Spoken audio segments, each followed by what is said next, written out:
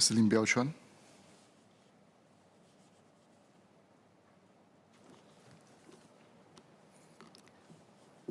Sir, in 2007, when nominated MP Mr. Siu Kam Hong petitioned to repeal Section 377A of the Penal Code, I spoke to support the government's position of retaining Section 377A. I argued that Parliament should make laws to reflect the public morality of our times.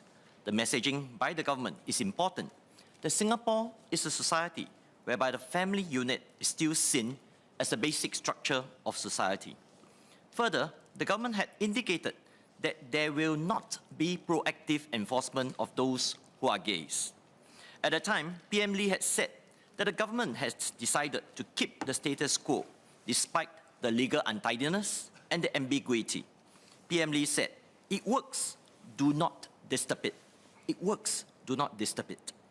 Thus, 15 years later, when PM Lee made his announcement during the National Day rally in August that the government intends to repeal Section 377A of the Penal Code, I was taken aback. What is the intended signal by the government when it announced its intention to repeal this law? How do we explain to the many Singaporeans who are still pro-family and worried about the potential decline in family values? I spoke to many Singaporeans who expressed their concern about the repeal. Many of them said they do not wish to see homosexuals being prosecuted as criminals. But yet they are concerned whether the repeal will lead to an erosion of family values and an increased number of gay people. And I believe many MPs in this House have received letters from concerned residents who express similar concerns. To keep an open mind about this issue, I also spoke to different groups of citizens who felt that we should allow those who are homosexuals to live the lifestyle that they wish. They opine that it is not the government's business to tell our citizens, especially those who are gays, how to lead their lives. While some express concern about the open expression of homosexual relationship, like hands-holding and public kissing, they felt that there is no need to make this behavior a criminal offense. Hence, it appears that the advocacy by the homosexual community over the years has made our citizens more accepting of the gay people. There are also a number of citizens who felt very neutral about the matter. They have no views on the issue at all. In other words, it is not their concern. So in 2007, I had said that the majority of Singaporeans do not condemn a homosexual or a gay simply because of his lifestyle, nor do they wish to criminalize a homosexual. Minister Indrani Raja, when she was a backbencher, had also in her speech said, "I think we do not want to have a situation where we demonize homosexuals. We certainly do not want to regard them as anything less than Singaporeans." The government stand at that time was articulated by PM Lee when he said, "There are gay bars and clubs. They exist. We know where they are. Everybody knows where they are. They do not have to go underground. We do not harass gays. The government does not act as moral policemen, and we do not proactively enforce Section 377A on them." Since the government does not actively enforce Section 377A on homosexuals, the question is whether it is time for Singapore to repeal Section 377A today. Is the Singapore society more accepting of homosexuals in our midst? Will the repeal of Section 377A mean that the family is no longer the basic building block of society? So the introduction of Article 156 relating to the institution of marriage has given me great comfort. It reinforces the government's stand that the definition of marriage and laws to protect, safeguard, support, foster, and promote the institution of marriage should be for Parliament to decide. And that Parliament's power to make such laws on marriage cannot be challenged under Part 4 of the Constitution to be discriminatory. It gives assurance to many Singaporeans that the repeal of Section 377A will not lead to a drastic shift in societal norms. So I'm also heartened by the commitment made by PM Lee and DPM Lawrence Wong that there will not be any change in the definition of marriage during their watch. So after speaking to many Singaporeans across a wide spectrum, I've concluded that it is time to repeal Section 377A. Many Singaporeans have accepted that homosexuals are fellow Singaporeans living in our midst and doing their part to contribute to Singapore.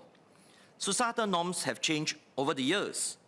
In particular, many of the younger generation are accepting of the homosexual people. And similar to the position of many Singaporeans, which I alluded to 15 years ago, we do not wish to see homosexuals being criminalized. But the message that I heard from many Singaporeans is that we need to protect marriage as a union between men and women. That we need to support values that promote the role of the family as a basic building block of society. That we need to protect Singaporeans from being intimidated or harassed simply because they disagree with the lifestyle of the gay community.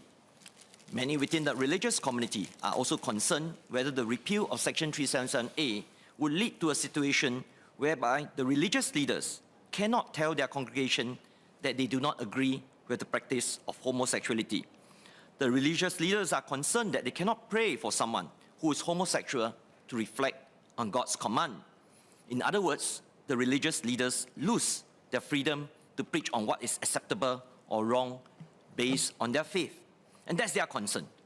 So there are also many who express concern about the intolerant views of some gays who attack anyone who disagree with their homosexual views.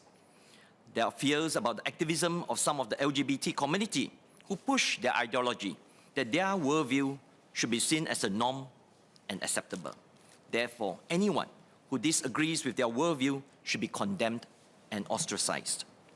In Australia, when the government held a poster poll on same-sex marriage, it resulted in vitriolic abuse against people holding views in opposition to the legalization of same-sex marriage.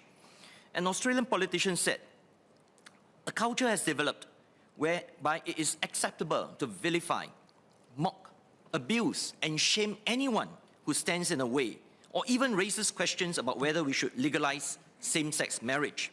I've been called a homophobe, a bigot. I have been told that my views are disgusting," so said the Australian politician. And when such strong and intimidating language is used, it is impossible to hold a civil debate or respectful discussion about any topic regarding the gay community. So I met with the organizers of the Protect Singapore Town Hall.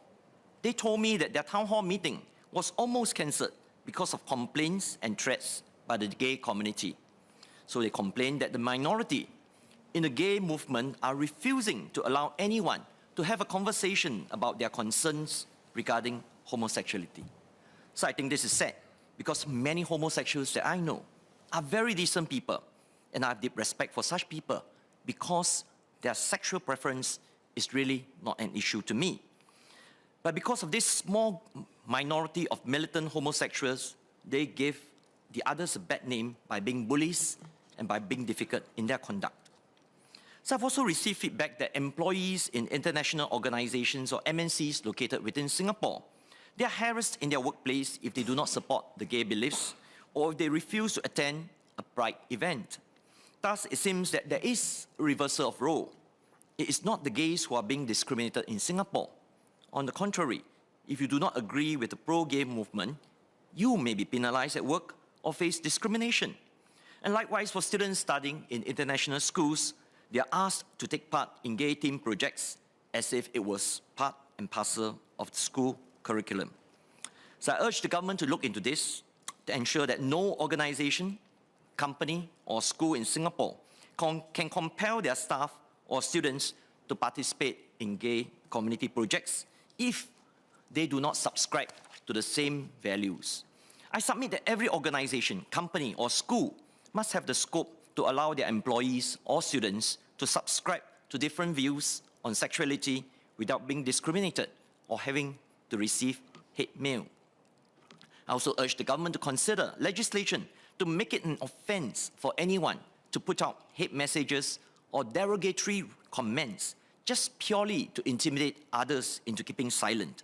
And this law should apply equally to those who are anti-gay and those gays who seek to bully others into silent submission. So there should be no space for people to propagate hate messages within Singapore. Let me say that again. There should be no space for people to propagate hate messages within Singapore.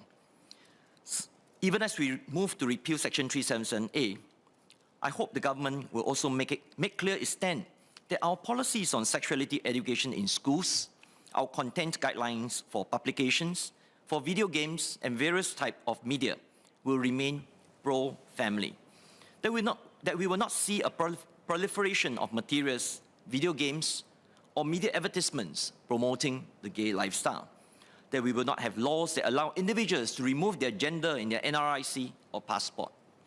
And that the government will remind all organizations, companies, and even embassies operating in Singapore that we are still a society that values family as a building block of society. So I support the repeal of Section 377A of the Penal Code and the amendment to the Constitution to insert Article 156 to the Constitution. Thank you. Order. I propose to take a break now. I suspend the sitting and will take the chair at 4:55 p.m. Order. Order.